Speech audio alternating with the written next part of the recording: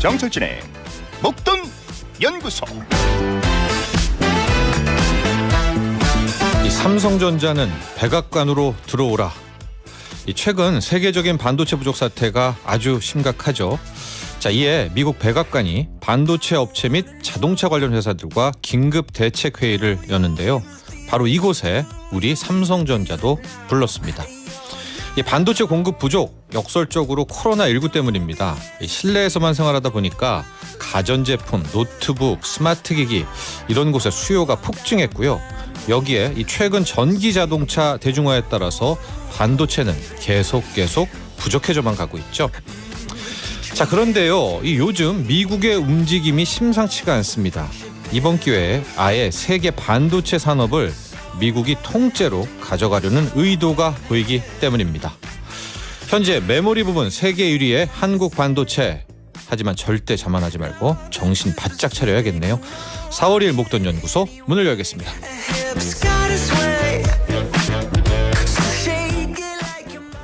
네, 매일 저녁 8시 5분부터 9시까지 목돈 연구소. 저는 목돈 연구소를 이끌어가는 소장 정철진입니다. 3673님 불금입니다. 그렇죠. 근데 요즘에 이제 불금이란 표현이 코로나19 때문에 좀 한동안 좀 많이 안 쓰는데요. 불금입니다. 한 주의 장이 마감되고 나니 이제야 좀 한숨 돌리네요. 아, 힘들었던 한 주였습니다. 소장님도 이 방송 끝나면 퇴근하시죠? 네, 저도 모든 일정이 끝납니다. 힘들었던 한 주였고요. 정말 힘들었던 1월부터 3월이었습니다. 4월부터는 좀 바뀌긴 할 것 같은데요. 우리 3674님 오늘 편안한 마음으로요. 저희 목돈연구소와 함께해 주시기 바랍니다. 궁금한 점 전하고 싶은 말 샵 1035 단문 50원 장문 100원 고릴라 유튜브 댓글은 무료고요. 이 방송 끝난 뒤에 방송 내용을 보고 싶은 분들 계시면 유튜브에서 목돈연구소 검색해서 구독 좋아요를 누르고 사진을 캡처해서 샵 1035 단문 50원 장문 100원으로 보내주시면 다음날 방송 내용 링크로 보내드리겠습니다. 자, 오늘 잠시 후에는 구현진의 식스센스 준비되어 있고요. 원자재 랩 코너 있습니다. 원자재의 모든 것 investing.com 김수연 이사와 함께합니다. 또 투자 레이더 투 레이더 시간 있죠. GFM 투자연구소의 이진우 소장 모시고 이야기 나눠봅니다.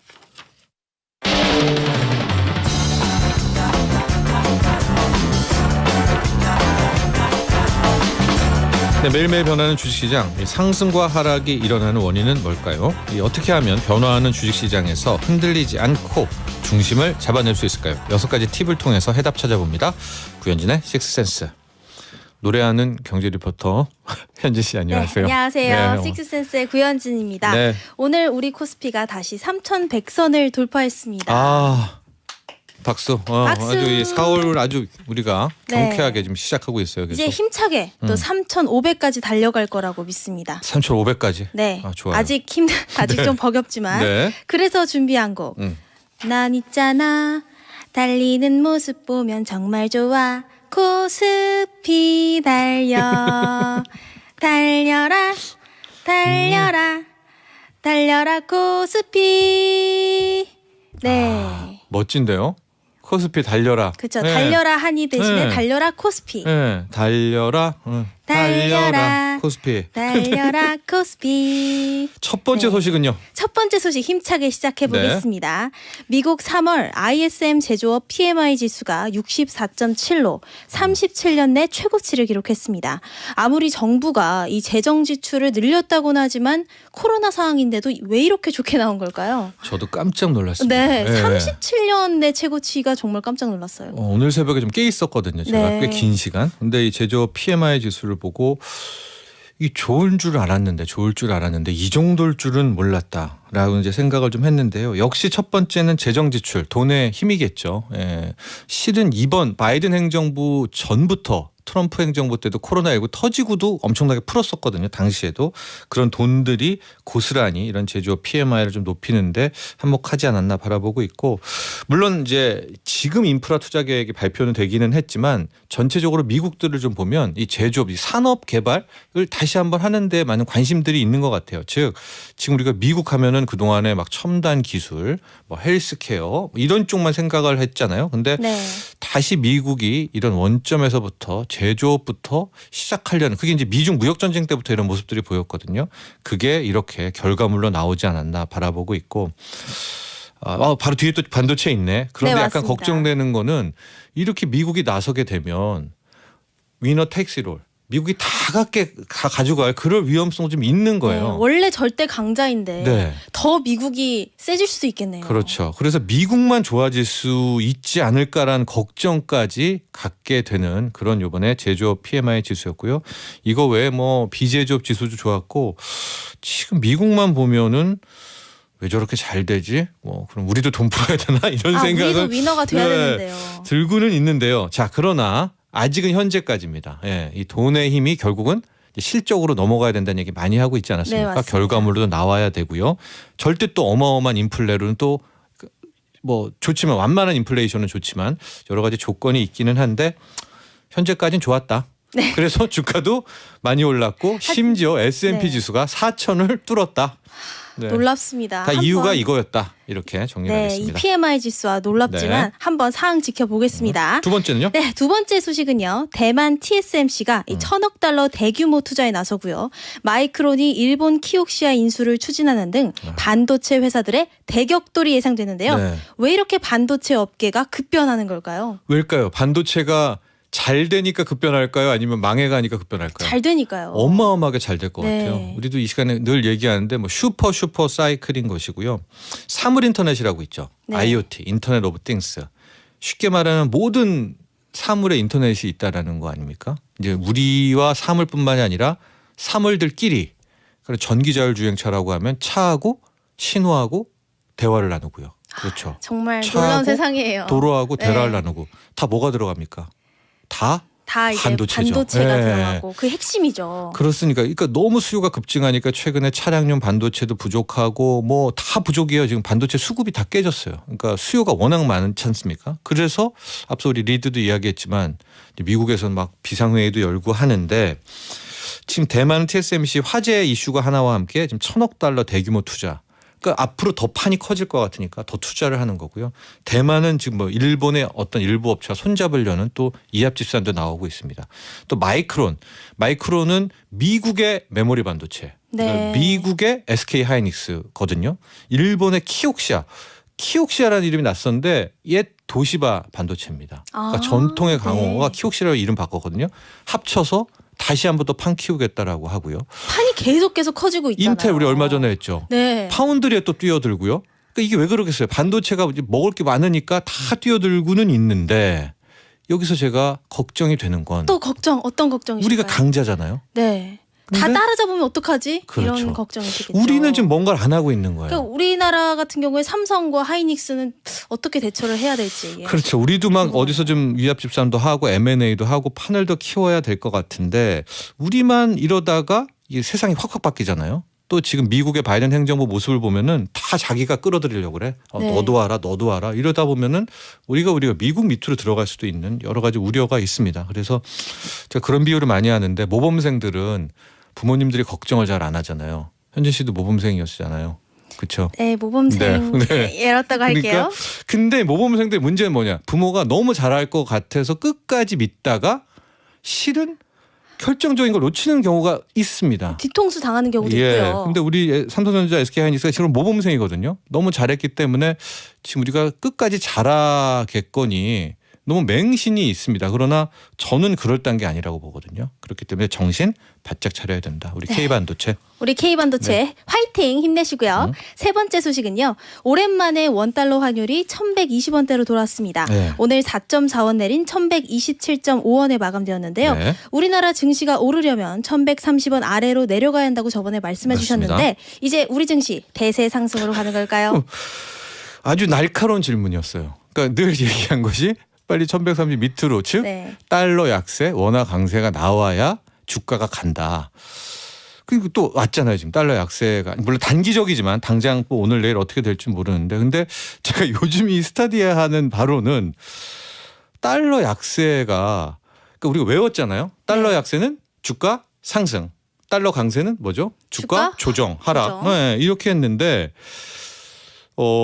그 이론이 그대로 가지 않는다. 뭐 않을 이런 수도 말씀을. 있겠다라는 네. 말을 생각이 조심스럽게 드는데 이건 제가 오늘 아직 의견이 지금 정립이 안 됐기 때문인데 일단 현재까지 모습 좋다. 달러 약세 1,120원대로 내려왔고 코스피도 다시 3,100 이상으로 올라왔지만 네. 이 다음 단계 부분은 우리가 다음 식스센스 때 이야기 나눠보죠. 네, 알겠습니다. 오늘 여기까지 할까요? 네, 소장님? 그렇죠. 네, 불금 잘 보내세요. 네, 지금까지 현지 씨도 구현진의 모범생. 식스센스였습니다. 네.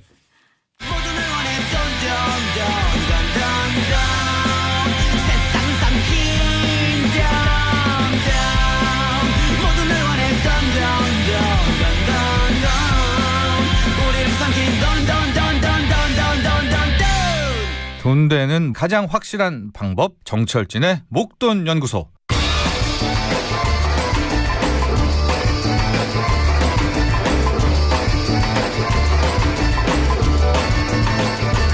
네, 원자재를 알면 경제 흐름이 보인다. 이 매주 금요일 원자재 랩 코너 있습니다. 원자재의 모든 곳을 파헤쳐보는 시간.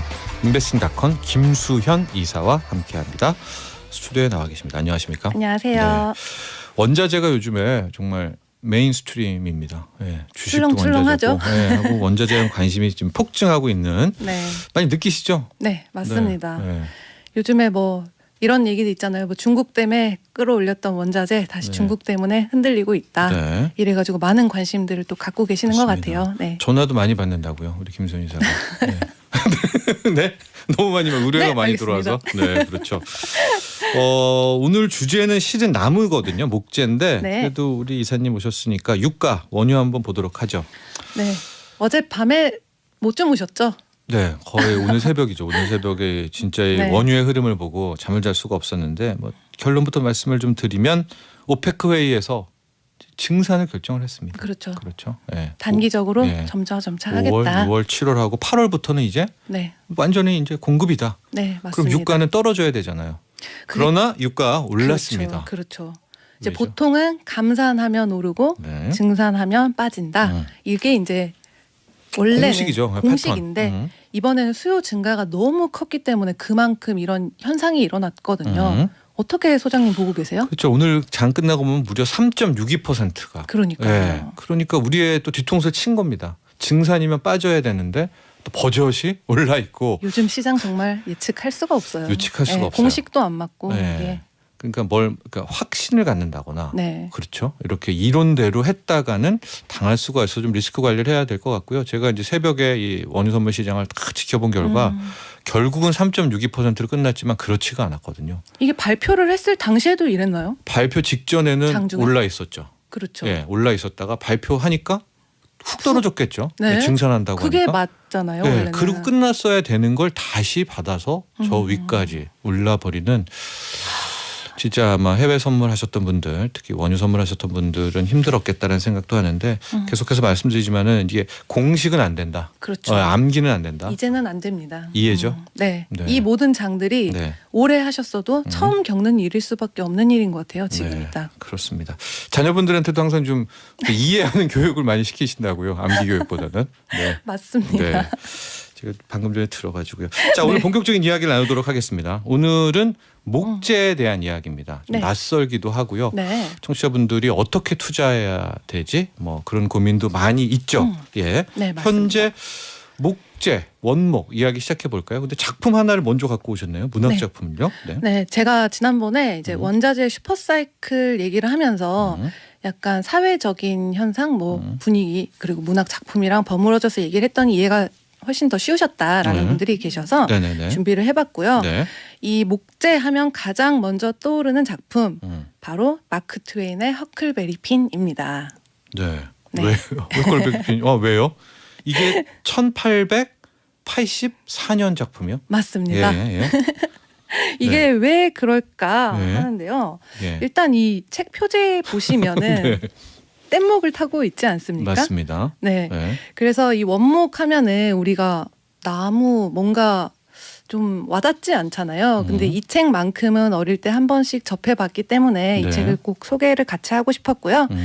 이 책의 내용 하면은 이제 남북 전쟁 이유다라고 설명을 드릴 수 있는데 네. 노예 해방 직후에 굉장히 혼란스러웠던 시기였습니다. 네. 네. 그래서 여기 보시면 두 친구가 있잖아요. 허클베리 핀 백인 14살 소년이 있고 그리고 흑인이 있는데요. 맞아요. 네. 여기서 이제 봤을 때 두 사람이 이제 나타내는 것은 이제 허클베리 핀 같은 경우는 미국의 문명 사회가 부여했던 여러 가지 제약이나 뭐 그런 것들에서 자유를 추구했다고 하면 네. 여기 뒤에 나왔던 친구 이름은 짐이거든요. 네. 짐은 이 노예 제도에서 이제 묶였던 그런 육체적인 그리고 구속과 멍해 가슴 속에 있는 그런 걸로부터 좀 자유를 추구를 했었어요. 네. 그래서 요즘에 최근에 보면은 뭐 중국 신장에서도 인권 문제가 있었고 미국 내에서도 미국 내에서도 네. 얼마 전에 총격 아시안계. 사건 뭐 네. BTS가 이제 성명서까지 이렇게 보내가지고 또 유네스코에서도 화답을 받고 이런 이슈들이 있었잖아요. 네. 그래서 이 부분을 좀 가장 예민한 부분이었지만 그 당시에 뭐 읽으면 안 되는 책이다. 지금은 명작이지만 그 네. 당시에 그럴 정도로 뭐 정면 돌파를 해서 풍자를 했다 하는 책이었습니다. 그렇습니다. 마크 트웨인이 톰 소여의 모험이 맞아요. 있었고요. 예. 이거 다음 편이 이제 그렇게 넘어갑니다. 그렇죠. 네. 예. 그리고 이제 허클베리 핀. 제가 어렸을 때 만화를 봤을 때는 또 둘이 친구로 맞아요. 톰이랑 네, 예, 네. 예, 이제 나오는데 이 허클베리 핀의 저 뗏목이 참 인상 깊어요. 그 뒤에 그 짐이 맞습니다. 흑인이를 계속 큰 뗏목을 타고는 있는데 그 뗏목을 타니까 지금 이거 갖고 오신 거예요? 우리 이게 목재여서 미시시피 강 하면은 그런 강이 있는 건 이름은 알아 이렇게 얘기를 하시잖아요. 네. 세계 4대 강이 있습니다. 네. 나일강, 음. 아마존강, 양쯔강 그리고 미시시피 강인데요. 네. 이 미국 중부를 이렇게 쭉 가로지르는 네. 북에서 남으로 이렇게 내려오잖아요. 네. 그게 이제 목재를 이동을 할 때 저희 얼마 전에 스웨즈 운하 길막 당했었죠. 네. 네, 일본 아니 배로. 항공 네. 배송 많이 하는데 배 운송 아직도 이랬었구나 하시는 분들도 계셨지만 네. 이 당시에 저희가 봤을 때 뭐 지금 벌써 자료 화면이 또 나가고도 네. 있잖아요. 근데 네. 통나무, 목재나무 이렇게 뗏목이 두 가지 종류가 있었는데요. 주로 이때 사용했던 모습은 이 다량의 목재들을 옮겨 실는데 사용을 해서 목재를 잔뜩 싣고서 양쪽에서 사람들이 이제 긴 노를 저어가지고 이렇게 갔던 용도로 사용을 그때도 했었어요. 네. 그래서 이제 원목을 이제 검색하다 보면은 럼벌, 팀벌 이렇게 두 개가 나오는데 네. 저희가 이제 커머디티 검색을 할 때 럼벌이라고 많이 쓰잖아요. 네. 근데 왜 두 개 나와 이렇게 궁금해하시는 분들도 계시는데 네. 팀버는 이게 원목을 벤 그대로의 상태, 그리고 럼버는 좀 프로세싱을 해서 좀 다듬은 것. 그래서 저희가 원자재 검색을 할 때는 럼벌 이거를 치면은 그러니까 훨씬 많은 원목이 거죠. 럼버. 그렇죠. 네. 팀버는 있는 그대로의 날것. 목자재. 네, 그렇죠. 그래서 우리는 럼버라는 용어를 쓴다라고 했고 네. 그때부터 이 목재라는 원자재도 굉장히 소중했었다라는 거 아니겠습니까? 그렇죠. 우리나라도 1970년대까지만 해도 한강에서 이렇게 뗏목을 타고서 많은 운송들을 했었잖아요. 네. 예. 자, 그런데 지금 보면은 우리가 원자재라는 걸 생각할 때는 원유 막 이런 거, 그다음에 뭐 곡물도 생각을 하고요. 네. 구리 뭐 닥터 뭐 지금의 이 원목 목재가 원자재 시장에서 차지하는 거는 어때요? 이거 지금 수요가 있죠. 왜냐하면 우리 원목 수요가 있어요. 아직도 그럼요, 식탁이라도. 그럼요. 그래가지고 네. 일단은 이제 코로나 19를 이제 짚고 넘어가면서 흐름을 한번 지금 자료 화면에서 보이는 라디오 보시는 분들은 차트가 나갈 건데요. 네. 최근에 이제 흐름부터 한번 살펴볼게요. 네. 일단 기본적으로 원목 같은 경우는 금이나 원유 시장에 비해서 이게 많이 거래를 하시는 분들이 적기 때문에 시장 네. 참여도가 낮기 때문에 작은 물량에도 굉장히 많이 출렁출렁합니다. 그러네요. 네. 네. 이게 5년 차트인데요. 네. 이때 이렇게 한번 쭉 올라갔다가 2018년에 네. 빠졌는데 이때 네. 급등을 했던 이유가 크게 네 가지였는데요. 네. 건축 수요가 많았던 시즌에 공급장애 요인들이 있었습니다. 첫 번째가 이제 철도 운송 지연 문제가 있었고 네. 두 번째가 캐나다 원목에 대한 관세 문제가 있었고 네 번째가 지난번에 이제 사막 메뚜기 얘기도 했지만 이때는 또 딱정벌레, 비틀즈. 비틀즈가 막 나무를 먹는 거예요. 극성 피해가 있었습니다. 예. 그리고 2018년에 캘리포니아 대형 산불 이런 문제들. 그래서 원목도 목자재도 2018년에 시세가 한번 났네요. 네. 우리 이제 보이는 차트에. 그러다가 $300에서 다시 2배나 됐다가 다시 또 급락을 했는데요. 네, 맞아요, 그렇습니다. 맞아요. 네, 그러다가 또 네. 옆으로 기다가 네, 이제 2020년 이제 3월일 것 같은데 네. 코로나로 완전히 꺾이고부터는 대시세가 나왔네요. 엄청나죠. 네. 이 차트가 5배 이상이 올랐네요. 예, 이런 모양이 그렇죠. 이렇게 나오나? 5배가. 네.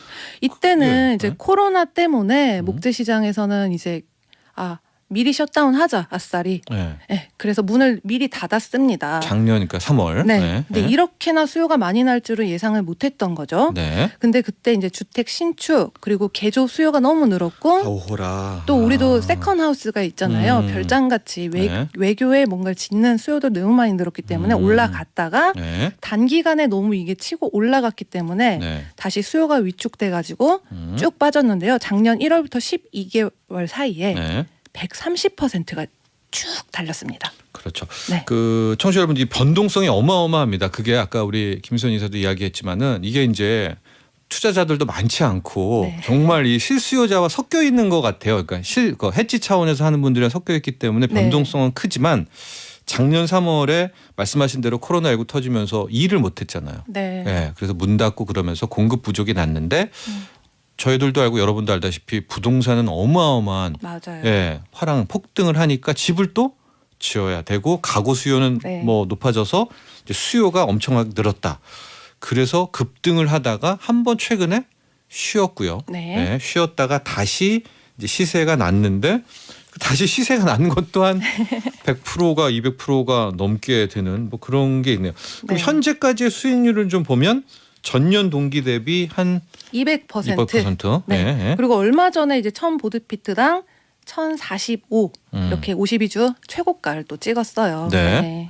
지금도 계속해서 지금 원목의 수급은 깨져 있죠. 네. 공급이 못 따라갈 것 같은데. 네, 맞습니다. 네. 그래서 한동안은 조금은 더 오를 거다라고 네. 보고 있는데요. 지금 원목 수급 불균형 현상 때문에 이제 가격은 오르고 있는데 물량 확보가 안 되니까 네. 혼란이 계속 가중될 것이다라고 보고 있어요. 네. 우리나라도 뭐 계속해서 원목은 수입하고 있으니까. 네, 그렇죠. 예. 그런 부분도 있고 그린 뉴딜과도 관련이 있다. 이건 뭐죠? 네, 이제 그린 뉴딜 하면 다 아시잖아요. 근데 뉴딜, 그린 뉴딜 이렇게 또 나눠서 생각해 볼 필요가 있는데 네. 뭐 뉴딜 같은 경우는 이제 공공사업을 중심으로 뭐 인력을 더 많이 고용할 수 있는 그런 쪽으로 중심을 사업을 펼쳤고요. 그린 뉴딜은 경제와 환경을 같이 생각하자 이렇게 봤는데 네. 이제 뭐 원목 같은 경우는 뭐 유엔에서 인정한 탄소 유일한 흡수원이기도 그렇죠. 하고 네. 또 기후 변화에 유일하게 대응할 수 있는 원자재다. 맞습니다. 이래서 오를 수밖에 없다라고 예. 보고 있습니다. 그린 뉴딜이라는 호재도 있고요. 지금 수급도 깨져가지고 공급은 부족한데 수요는 워낙 많다. 네. 그래서 성장 가능성이 있다라는 건데 중요한 건 투자하겠죠. 네. 일단 관련 기업 궁금하고요. 네. 또 우리 ETF를 많이 추천하고 있으니까 네, 네. 목재 ETF라는 게 있나 좀 소개해 주시죠. 있습니다. 네. 네. 일단 기업부터 들어가 볼게요. 예. 네, 기업은 크게 두 가지로요. 네. 홈디포, 로우스. 홈디포 미국에 좀만 살아보면 다 아는 그 기업이네요. 그렇죠. 예. 익숙하시죠? 네. 네, 목재 소비량의 40% 정도가 주택 수리 개조에 사용이 되고 있어서요. 네. 이 홈디포 같은 경우는 작년에 63% 이상, 올해 들어서 15% 이상 올라갔고요. 네. 또 로우스는 132.75% 올해 작년에, 들어서 예. 네, 올해 들어서도 19% 이상 이미 올랐습니다. 이런 숨은 또 종목들이 있었네요. 우리가 서학개미들이 항상 애플, 테슬라만 있는데 또 이런 관련 원목 관련 기업도 있었고요. ETF 쪽도 있다면 어떤 상품이 있을까요? 네, ETF도 쉽게 기억하시기 좋은데요. 네. 우드, 음. 우드입니다 이름이. 네. 캐시우드 아니고요. 진짜 우드고요. 우드. 그리고 컷, 나무를 베죠. 이렇게 컷 ETF가 있습니다. 네. 이름이 티커 번호가 우드. 네, 이건 쉽네요. 네, 하고 벤다의 컷. 네. 어떻게 다릅니까? 네. 이거 두 개는요. 이제 뭐 우드 같은 경우는 아이쉐어즈, 컷은 인베스코인데 네. 이제 우드에서는 25개의 상장 기업을 추종하는 지수를 따르고 있고요. 네. 또 비중은 미국이 제일 크고 스웨덴, 캐나다 이렇게 순이고요. 네. 뭐 분야 같은 경우는 종이 제품 40% 이상이고 관련 리츠, 포장, 목재, 주택 건설 순으로 따르고 있는데 네. 작년에는 94.97% 올랐고 올해 네. 들어서도 10% 가까이 올랐습니다. 예. 그리고 컷. 예. 이거는 이제 목재 회사를 시총을 추종하고 있는데 역시 미국이 가장 많고 영국, 핀란드, 스웨덴, 브라질, 캐나다 순이고요. 네. 저희 이제 택배하면서 많이 이제 많은 것들이 필요했잖아요. 종이 박스 같은 네, 거. 네. 이제 종이 포장 제품이 가장 많이 차지하고 있고요. 작년에 85% 이상, 올해 들어서 8% 이상 상승세 보였습니다. 네, 우드 ETF 같은 경우에는 네. 산림 목재 관리의 상장 기업 25개 모아놓은 지수입니다. 그 지수를 정해놓고 S&P에 상장된 지수인가 그렇죠? 네. 네. 그 지수 추정하는 거고요. 컷 ETF 같은 경우에는 비컨 글로벌 팀버 인덱스라고 역시 이것도 글로벌 목재 회사를 모아놓았던 이제 그 지수를 추정하는 건데 둘 다 작년은 거의 뭐 8, 90%였고요. 올해도 좀 시세를 내고 있다. 이런 말씀까지 전해드리도록 하겠습니다. 오늘 여기까지 할게요. 네, 감사합니다. 네, 인베스팅닷컴 김수연 이사와 함께했습니다.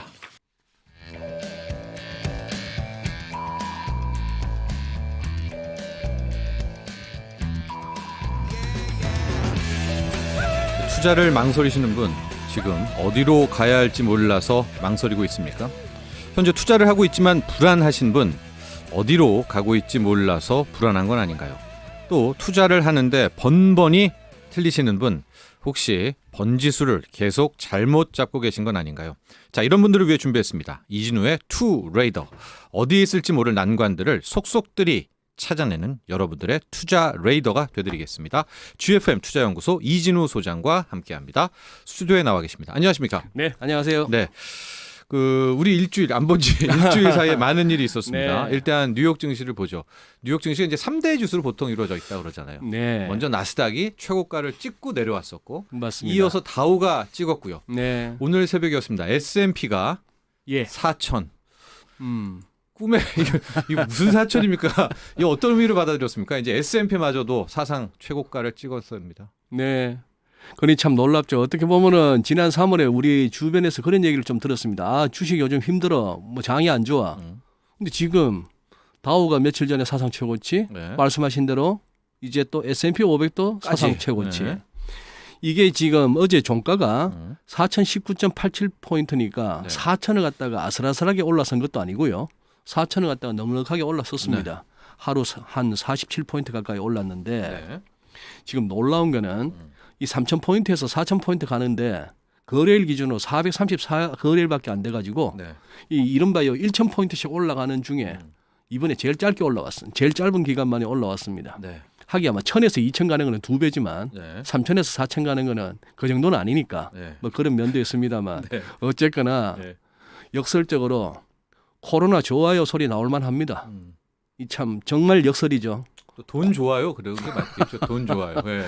네, 그런 상황입니다. 한 7, 8년 차트 이렇게 보서 싹 줄여보니까 음. 최근이 1년 반, 2년은 이렇게 딱 서 있더라고요. 일직선으로 딱 써서. 정말 이런 기울기는 참 보기 이런 드문 기울기. 기울기죠. 네. 맞아요. 네. 일단은 재료를 좀 보면 역시 바이든 대통령의 인프라 투자였었습니다. 네. 그런데 우리 목돈연구소에도 많이 좀 이야기를 했었는데 결과적으로 이러면 경기 민감주가 반응을 했어야 되는데 다우는 물론 뭐 그 전에 시세는 냈지만 네. 오히려 발표 직후에는 이제 성장주들 나스닥과 S&P 섞여 있는 거 위주로 많이 올랐습니다. 이걸 보고는 또 어떻게 바라봤습니까?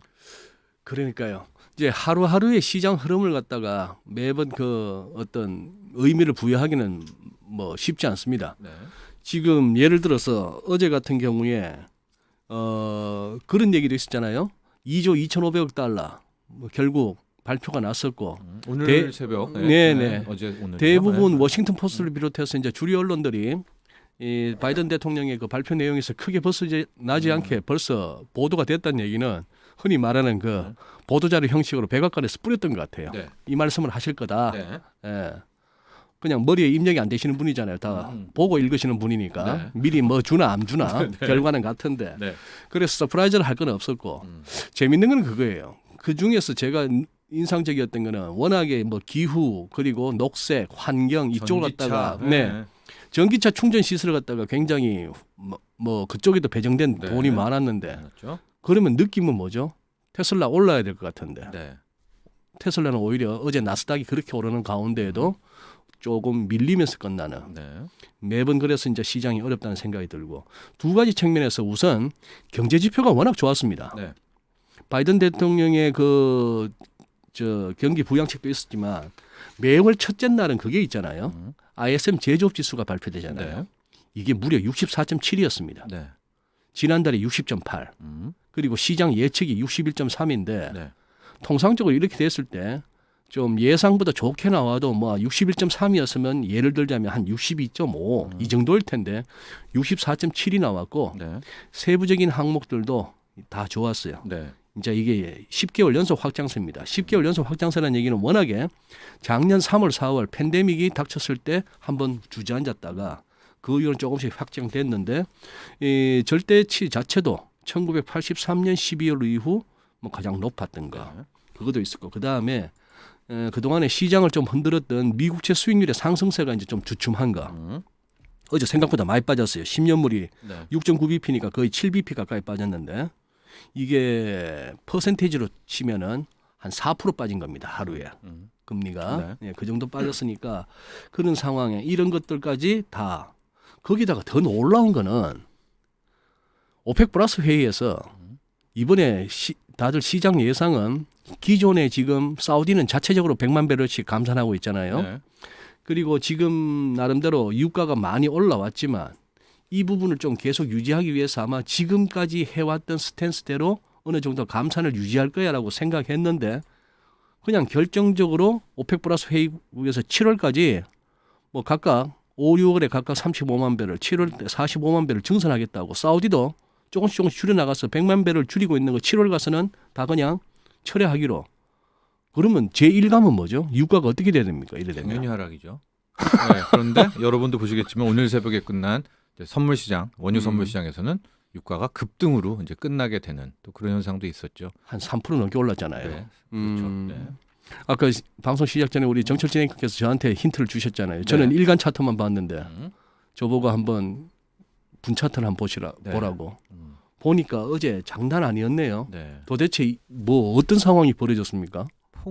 폭등, 급등, 처음에 급락, 급등, 뭐 급등, 급락, 급등. 급등이죠. 네. 이 뉴스를 가지고요. 네, 그렇습니다. 그래서 저도 무슨 생각을 좀 했냐면 네. 큰 틀에서 보면 인플레이션은 확신하고 있는 것이 아닌가 이런 생각도 좀 했었고 금리 아까 거기서부터 정리를 좀 해가면 금리가 이렇게 주저앉은 것은 실은 달러는 더 푸는데 이제 네. 증세라는 것 때문에 일단은 좀 약간 안정을 시키지 않았나 또 잠시적으로요. 네. 국채금리 시장을 이렇게 예. 바라보고는 있었고 지금 보면 큰 틀에서 우리가 알고 있었던 논리들 그런 거를 외우면은 안 될 것 같아요. 이제 이거를 뭐 암기하듯이 외우는 걸로 투자에 임했다가는 진짜 뒤통수 맞겠다. 그런 생각도 많이 했습니다. 특히 원유 시장도 그렇고. 저도 네. 오늘 이 목돈 연구소 준비를 하면서 저 나름의 오늘은 키가 뭐지? 키워드가 뭐지 네, 싶었는데 이제 이른바 시장의 선수들이라고 할 만한 거기서 이런 얘기를 들었습니다. 3월 말에 오면서 네. 야 이제 조금 패러다임이 바뀌는 거 아니야 하는 얘기예요. 음. 무슨 얘기라고 물어봤더니만 지금까지 우리가 암기했던 거 뭐죠? 네. 미국채 수익률이 오르면 주가 빠지더라. 네. 즉 시장의 금리가 막 오르면 주가 빠지더라. 네. 하고 이런 수익률 오르면 달러는 강해지더라. 그렇게 그러면서 되면은 주가 빠지더라. 그렇지. 네. 달러도 강해지더라. 음. 이 달러가 강하다는 것은 금융시장에 뭔가 환경이 긴축적으로 변한다는 의미라서 주식이 안 좋아. 네. 뭐 이런 식의 어떤 하나의 정형화된 뭐 공식 비슷한 걸 갖다가 그렇죠. 우리가 암기했었죠 우리가. 예. 네. 이게 살짝 바뀔 수도 있다. 음. 그러니까 금리는 금리대로 오르면서 네. 주식은 주식대로 가고 네. 금리 오른다고 달러가 꼭 강해지지 않고 지금 증산하겠다는 소식에 오히려 유가가 3점 몇 %씩 뛰는 거. 네. 여기 아마 우리 정철진 앵커께서도 제가 평소에 아는 정철진 앵커의 네. 속성이라면은 성향이라면은 네. 아마 당장 그거부터 의심하셨을 것 같은데 이 누구나 보고 원유 선물 숏을 치고 싶어지는 이 재료에 맞습니다. 유가는 빠질 수밖에 없겠네라는 생각을 해서 원유 선물 숏을 칠 만한 이런 상황 하에서 왠지 누군가가 그 공식대로 이론대로 책대로 한번 대응하는 선수들을 갖다가 한번 그냥 혼쭐을 냈구나 이 생각하셨죠. 네, 네. 혼쭐을 맞았죠 실제로도. 네, 이게 거의 한 30분 1시간 반 사이에 일어난 어마어마한 이 변동성이었기 때문에 이제 결론은 일단은 상승으로 나왔잖아요. 연휴마님 정리를 네, 해보면 네. 해석들을 좀 보니까 그만큼 경기가 좋아지나 보다. 그러니까 이제 증산을 하더라도 다 원유를 소화된다.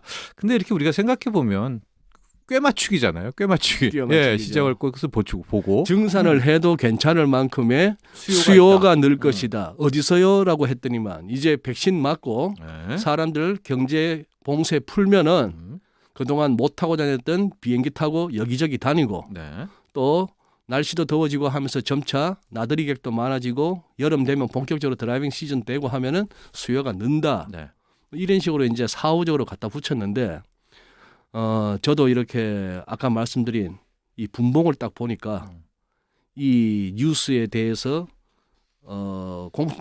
정석적으로 대응했던 선수들을 털어먹기 위한 또 어떤 완력 행사가 시장 내에서 있었던 것 같습니다. 네. 굳이 이 시장일까? 우리 뭐 아마 다룰 수 있을 것 같은데 네. 알케고스 건도 마찬가지예요. 그렇죠. 그 빌황이라고 네. 하는 거기도 너무나 노출됐던 거 아닙니까? 네. 저 사람이 저 유동성 적은 저 주식에 저렇게까지 몰빵을 해? 레버리지를 5배 가까이 써? 네. 그렇다면 한번 밀어버리면은 저기는 감당 못하겠거니 하는 공격의 대상이 되는 거죠. 맞습니다. 또 음. 그런 좀 의심을 들게 하는 것이 네. 우리가 지금 계속 뭐 두서없이 여기저기 가지만 빌황 사건은 한 달 반 전부터 뭐 갑자기 중국 기술주에 대한 압박 뉴스들이 오히려 미국 정부에서부터 나오는 네. 그러니까 이게 정말 누군가가 작업했다라고 하면 의심입니다만 네. 한 2개월 전부터 정말 많은 사람들이 연관돼 있는 것이 아니야라고 의심할 정도로 이게 굉장히 패턴과 흐름들이 좀 이어가는 이제 그런 네. 속성이 있었고요. 그리고 이제 그 사건 우리가 또 많이 다뤘지만은 이제 10조 원 정도를 뭐 빌황 펀드에서는 그냥 다 주식으로 반대 매매를 당했다 이런 얘기가 나오는데 네. 오피셜은 아직 안 나왔습니다. 그래요. 그러니까 오피셜 아직까지. 나와서 이제 정리해 보면 되고 자 그래서 이제 우리가 오늘 이제 짧게나마 정해볼 주제는 이거예요. 암기하지 마라. 암기하지 마라. 외우지 마라. 음. S&P가 4천 가고 이제 이런 시점에서 그 다음에 투자를 좀 대응을 해야 되는데 네. 이런 원유의 흐름도 그렇고요. 최근 시세들을 보면 우리가 기존의 이론대로 투자했다가는 당할 수가 있다. 그래서 첫 번째 논리부터 한번 보죠. 금리 오르면 달러 강해진다. 주가 하락한다. 이것도 변종될 수 있는 거 아닙니까? 그래서 지금 네 어쨌거나 4월 첫 거래 하루를 봤고 네. 이제 이틀째 되는 오늘은 성금요일이기 때문에 뉴욕장은 열리지 않습니다. 네. 아마 유럽은 아마 월요일까지도 휴장을 하거나 그런 부활절, 상황이 네, 돼서 부활절 있으니까. 전후해서 네. 그래서 어떻게 보면은 조금은 이 부활절 연휴를 앞두고 뭐 큰 손들은 큰 손들대로 개인은 개인들대로 포지션 정리 과정에서 조금 시장이 어떻게 보면은 기존의 이론적인 대응과는 좀 다른 양상을 보였을 가능성도 없지 않아 있고요. 네. 그런데 저도 이제 정철진 앵커님의 그 말씀에 공감하는 거는 뭔가 시장이 이 분기가 바뀌잖아요. 네. 분기가 바뀌면은 지금부터 또 달라지는 거는 그 중에 하나 중요한 거는 그겁니다. 그 돈들이 이제 움직이기 시작하는 거예요. 네. 특히 일본계 자금들이 많이 움직입니다. 네. 3월 말 결산 끝나고 나서 맞습니다. 이제 생보사를 비롯한 이런 데 돈 많은 데가 이 돈 뭉치들이 어딘가로 가야 되는 거예요. 그러다 보면 이제 시장이 1, 2, 3월과는 또 약간 다른 어떤 그런 흐름을 보일 수가 있는 거죠. 네. 그런 상황에서 금리가 오른다고 해서 주가가 꼭 빠진다는 생각은 하지 마라. 요거 하나만큼은 오늘 결론을 내야 되겠고 네. 지금 이제 정앵커께서 계속 의심의 눈초리로 이제 저에게 결론을 도출하고 싶어 하시는 금리하고 달러 시세와의 관계. 저는 오히려 달러와 주가죠. 제가 내리고 싶은 결론은 달러와 주가를 좀 하고 싶은 거예요. 그러니까 달러가 강세로 간다고 해서 주가가 꼭 하락 안 하듯이 예. 주가가 오르는 와중에 달러가 약세로 갈 수도 있다. 아니면 달러가 약세면서 주가도 약세로 갈 수가 있는 우리가 모든 아하. 가능성을 다 열어놔야 되지 않을까라는 이야기를 좀 소장님과 워낙 이 환해 원달러 네. 환율과 외환의 전문가이시니까 이런 거예요. 방금도 그 엔화 이야기를 하셨는데 네. 엔화 자꾸 움직이면 상당히 엔화 강세 나올 가능성도 높고요.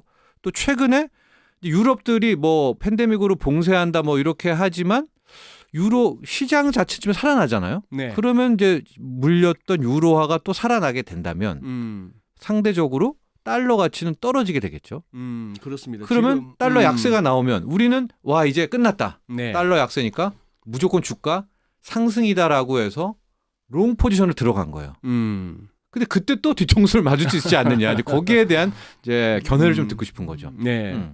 어떻게 보면은 묘하게도 이 한 분기 그러니 달러가 묘했잖아요. 네. 해 바뀌면서부터 달러가 강으로 돌았습니다. 네, 모든 전문가들의 예상을 다 깼죠. 다 깼죠. 우리 지금까지 1080원 30전이 연중 저점인데 네. 그게 1월 4일 날 첫날 거래였어요. 그때 이후로는 이제 환율은 계속 올라오기만 했죠. 네. 올라오기만 하다가 이제 1130원에서 많이 머무는데 지금은 왔다 갔다 하는 거죠. 지금 보면은 이게 이제 워낙에 라디오 프로라서 시각적으로 보여드리기가 한계는 있습니다만 네. 유로달러 환율만 하더라도 네. 딱 해바뀌고 나서부터 이 유로달러 환율의 하락, 즉 그 얘기는 유로 약세죠. 유로 약세, 달러 강세. 유로 약세, 달러 강세. 그렇게 흘러내려왔던 이것이 한 1, 2, 3월 한 분기 동안에 또 나름대로 모든 플레이어들이 주목할 만한 기술적인 나름대로 지지선에 도달하고 나서는 살짝 도는 느낌입니다. 네. 그러니 1, 2, 3월 1분기 동안에는 우시아우시아 달러 강, 유로 숏, 달러 롱 이런 식으로 몰고 왔던 세력들이 어떻게 보면은 이제는 한번 접자라고 네. 할 수도 있는 거고요. 네. 국채 수익률 상승 쪽에 베팅했던 세력들도 어느 정도 이 흐름에서 한번 한 템포 끊을 수가 있는 거고 네. 아니면은 1.7% 근방에 왔다는 이 미국채 10년물의 이 레벨 자체가 네. 수익률 자체가 전 세계에 퍼져 있는 숱한 그 연기금들을 비롯한 자금들을 눈에는 독일에는 마이너스요. 아직도 일본도 0. 몇 프로인데 야 미국 국채가 1.7%면 좋은 거 아니야? 네. 라고 해서 매수세가 들어올 수도 있고 하는 그런 차원에서 지금 이제 지난 1분기 동안에 도도했던 흐름에 대해서 그걸 갖다가 계속 추세로 이어가기에는 한계에 부딪혔다라고 보시면 될 것 같습니다. 네. 이제 그래서 계속 드리는 질문이지만 이제 이런 걱정인 거예요. 이제 금리 이슈도 어느 정도 커버가 된 것 같다. 커버가 된 것 네. 같다. 달러 강세도 이제는 멈추는 것 같다. 네. 왜냐면 유로도 힘을 내고 네. 엔화도 굉장히 약세가 지금 됐단 말입니다. 네. 엔화도 좀만 강해지면 이제 달러 약세로 되면 네. 너무 기뻐지잖아요. 금리 약세 끝났네. 달러는 약세로 도네. 그러면 지금 풀베팅을 해야 되지 않느냐. 한국 주식도 더 사고 중국도 사고 과연 그렇게 했을 때 위험성은 없느냐. 우리의 이제 거기에 대한 거죠. 과연 이걸 우리가 그대로 또 외워야 되느냐. 달러 약세, 주가 강세. 근데 과거에를 좀 찾아보면 네. 달러 약세일 때 주가 약세도 있었고요. 네. 그렇죠. 네. 맞습니다. 예, 달러 네. 강세일 때 주가 강세도 있었고 전 네. 세계적으로. 네. 그러니까 우리가 유독 너무 요 현재 요 상황을 너무 암기하던 것이 아니냐.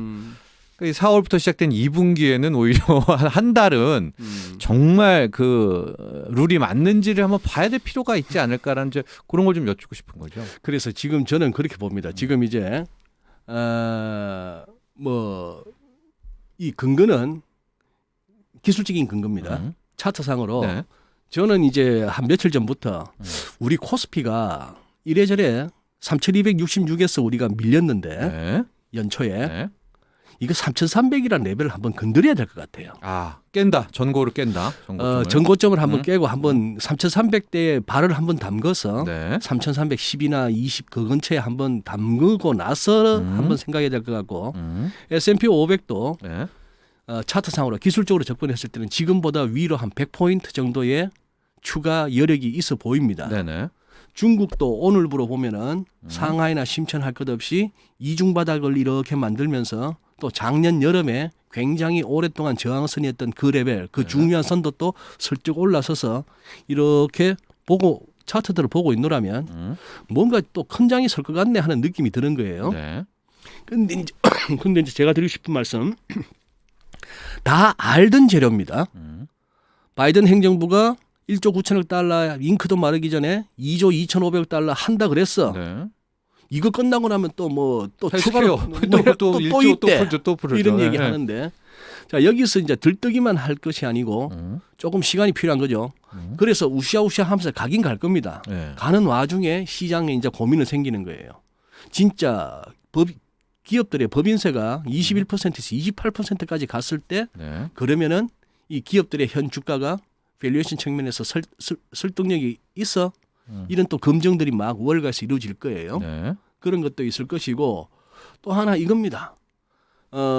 데일리 차트나 이런 것들로 봤을 때는 지금 한 번 더 위로 상방을 봐도 돼라고 합니다만 네. 큰 그림들 주간이나 월간 같은 차트를 보면은 여전히 무거운 건 사실이에요. 네. 그래서 지금 저는 이제 그런 생각합니다. 파동으로 말씀드리면은 우리 또 시청자 여러분들한테 파동 엘리어트 파동 이론 같은 것도 조예 깊으신 분들이 있으실 텐데 흔히 말하는 1파하고 조정받고 3파 갔다가 4파 조정받고 5파 그러잖아요. 네. 근데 파동쟁이들은 그런 말도 합니다. 원래 저 5파는 필요 없던 놈이야. 네. 그러니 3파 정도에서 끝나도 될 걸 기어이 미련이 있어서 네. 한 번 더 가지 않을까 하다 보면 5파가 나오는 거고 네. 뭐 그런 상황인데 그래서 이 부분 제가 말씀드린 코스피도 3,300을 건드려야 될 것 같고 S&P 500도 100포인트 정도는 더 여력이 있어 보이는데 이 가운데에서 이제 과연 마음 놓고 편안하게 즐길 수는 없다는 겁니다. 이거는 뭐냐 하면은 비유하자면 그거예요. 완만하게 올라가던 에베레스트의 네. 정상 부분에 가면은 남은 거리는 얼마 안 되지만 굉장히 가파르고 추위도 대단하고 또 체력의 마지막 극한이 체력의 오죠. 마지막 극한이 네. 오는 거죠. 홍시를 갖다 밑에서부터 타고 다 따갑니다. 감나무에 올라가서 네. 거의 다 따가고 나서 위에 보니까 아직도 한 10% 정도 남아 있어요. 네. 근데 나뭇가지가 이제 가늘어집니다. 네. 찰랑찰랑합니다. 잘못하면 떨어질 수도 있어요. 네. 그래서 옛날부터 그런 말이 있었죠. 그 뭐 10%까지 다 먹으려고 하니 까치밥. 까치밥 줘라. 네. 그거까지 다 먹으려 하다가는 잘못하면 그 까치 똥 묻은 홍시 먹는다. 네. 이런 얘기도 있단 말이죠. 네. 판단의 문제입니다. 판단의 문제고 그래요. 지금 큰 손들이 아니면은 완력을 행사할 수 있는 그런 세력들이 메이저라고 부르는 메이저라고 부르는 세력들이 정책의 변화까지 미리 감지하고 아니면 포지션의 어떤 쏠림까지도 감안해서 다 보고 있다. 다 보고 있으면서 여기도 털어먹고 저기도 털어먹고 하는 곳이 시장입니다. 네. 그 시장에서 지금까지 개인 투자자로서 잘 수익을 내오셨다는 것은 네. 굉장히 경할 일이고 놀라운 일이에요. 네. 또 그리고 어떻게 보면 작년 이후 팬데믹 이후는 그런 우리가 일생에 한두 번 맞을까 말까 한 놀라운 기회였기도 하고요. 네. 그러나 지금은 이제 그 부분은 염두에 두셔야 됩니다. 아까 좋은 비유였는데 어느 정도 체력이 고갈된 구분응선 근처에 왔기 때문에 나머지 이 시세는 굉장히 어떻게 보면 현란하고 섹시할 수도 있습니다. 확 갈 수도 있어요. 네. 그런 상황이긴 한데 그 부분에서 이제 판단하셔야 될 것 같고 그리고 이 와중에 조금만 한 말씀만 더 드리자면은 미국이나 한국이나 로빈후드들도 그렇고 우리도 그렇고 개인들이 많이 들어가 있던 종목들이 지금 좀 물려 있는 종목들이 많습니다. 네. 그렇기 때문에 시장이 4월, 5월 2분기에 좀 화랑을 보인다 손 치더라도 주변에 우리 개인들에서 이렇게 들려오는 그 체감 지수나 아니면은 그 어떤 코멘트들이 네. 그렇게 막 밝지 않을 수도 있습니다. 자, 짧게 정리를 좀 해보면요. 단기적으로는 달러 좀- 약세 국면과 함께 우리가 한번 신고가 경신을 시도해 볼 수 있겠다. 어느 그러나? 정도 네 까치밥이다. 까치밥이다. 네. 그 까치밥을 마저 다 먹을 것인가는 각자 판단의 문제다. 네. 여기까지 정리하겠습니다. 감사합니다. 고맙습니다. 네. 네. 지금까지 GFM 투자연구소 이진우 소장과 함께했습니다. 네, 오늘 여기까지입니다. 저는 내일 저녁 8시 5분에 다시 찾아오겠습니다. 여러분 편히 쉬세요.